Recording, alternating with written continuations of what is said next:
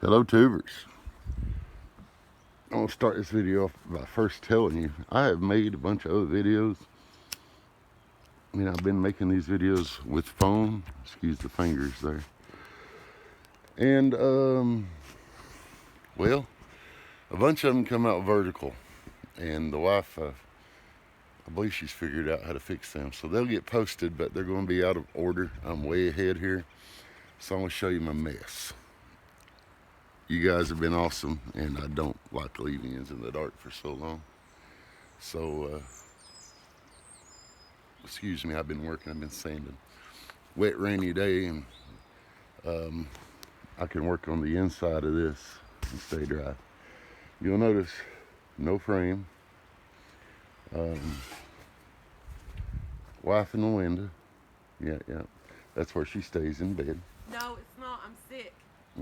She's been sick for years. And Best wife you ever had. I ain't saying much. Hey, I'm still the best wife you ever had. say, I got an empty cup. Give it to me. Okay. See, guys, this is how you test if your wife's ain't good. You see if she'll bring you coffee. And if she won't, well, trade up. Had a girlfriend once that wanted me to quit working on cars. I forget her name. Anyways. What? I'm talking to YouTube, not you. Although this is going to turn into a video about witty banter. Okay. Got you. Hey, we have fun. Anyways, got the frame up under this. And got the cab off from this. And you'll see more of that in videos to come that, as I mentioned, are out of sequence. But got a great frame here. Need to yank this engine. It is not locked, as I may have mentioned, but I need to yank it. I'm gonna pull the heads and just look at it. Save that. Who knows? I might actually find a use for it. Need to start prepping and putting floors in that, as I mentioned earlier. We got this subject over here. This truck is not mine. I hauled this home for a family member. In return, I'm getting this 460, and unfortunately it is stuck. But this truck is, I pulled the front clip off there, so it's left of it. This truck has always had a hood on it, a one-owner truck, 80-some thousand miles, and I'm quite sure this engine isn't stuck bad. But we'll find out. It's worth a gamble. And yeah, this truck's 80-some odd thousand miles. I believe it's 84,000. And that huge mess out there, that is a slide-in camper that has been in this truck since the day it was born. Here's the interesting thing. I had to do a little research, and I usually know all my Ford stuff. But this is, which I knew by just looking at it, it's a camper special. Even though this is one of the few I've seen that isn't badged that way. It's got the door here for the spare tire. Spare tire's still in it too. Let's see if I can show you. See it sticking down there? Probably original, I'm not sure. But these trucks, let me get a better view, guys. There's the frame of the 65. It's beautiful condition too. These trucks have a 140-inch wheelbase. Your standard f350 or f250 truck has 133 inch. So they moved the back axle back 7 inches, added the tire mount there, and it is all specifically, purposely built to haul a big slide-in camper. And this is a 74 model. You see here these mounts coming out of the side. They also, which you can't see here, see one on the back. They bolt here to the bed and to the frame. Those are factory. Those was on it from Ford. I'm not sure about the rear axle. I know it's a 60 or bigger, but it's positive traction. I pulled the axle here because we couldn't get the brake loose. We got it loose on the other side, and I had to pull this one to get the other side to roll. Probably low geared. It was 460 C6 XLT Ranger. You see, the back bumper hadn't been rained on until I took the camper out of it. He's got the tailgate. The tailgate never was on the truck. They took it off brand new to put the camper in because it came out to here. Oh, there's my coffee. Mr. Music. I'm not Mr. Music when I'm on YouTube. Your order is ready. Come to the drive-thru. Wow. Walk through our battlefield back here. Thank you. You could have wiped that cup off. It's your dirtiness, not mine. Okay. Thank you. Okay, bye. Bye. Crocheting one. Thought you sick. Anyways. I let my uncle, who owns this truck, have this front clip. It's no good, but the hood's better than the one he had, and the inner fenders on this one are really good.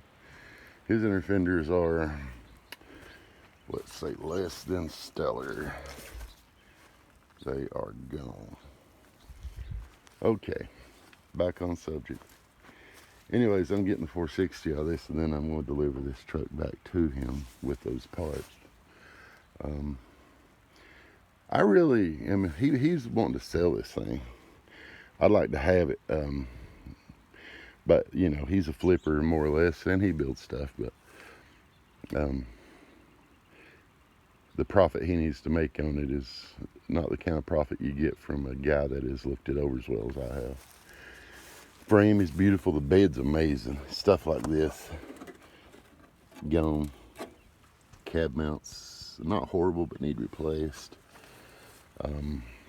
Personally, in my own opinion, I'd have never took 460 out of it, but he don't want it. Cause I've hauled a lot behind my red truck, and I swear I believe that's about the heaviest thing that's ever been on it. And I mean, it's heavy.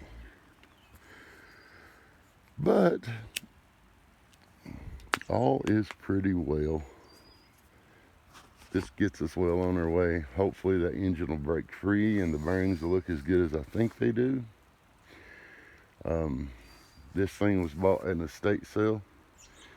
Most people in this area kind of know the gentleman that bought it new. He bought it brand new with the camper in '74. He was a coal truck driver, and it's widely known in this area. In 1974 was a coal boom, so you know, he was making good money. He went and got the best, and he had equipment, so he took care of his stuff. And he literally wouldn't sell anything he had, but now he's gone, God bless him. And his wife is just clearing up some stuff. They had a lot of very cool stuff, big block Chevrolets and things like that. And this was in the driveway, and wasn't nobody paid much attention to it but my uncle. I'm glad he did. Wish I'd be into it. Hold on, guys. I just had a coffee disaster.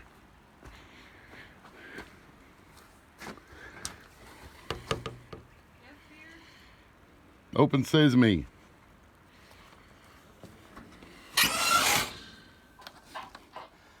Hey! Did you spill it? Yeah. You want more? Please. Where'd you spill? You spilled all your coffee. I set it down tailgate and it fell over. Turn the camera away from me. I just got my nightgown on. Come on. Hang on, I got coffee. I got Oh, I got this too. Hold on, I'll get them. Well, there's some more.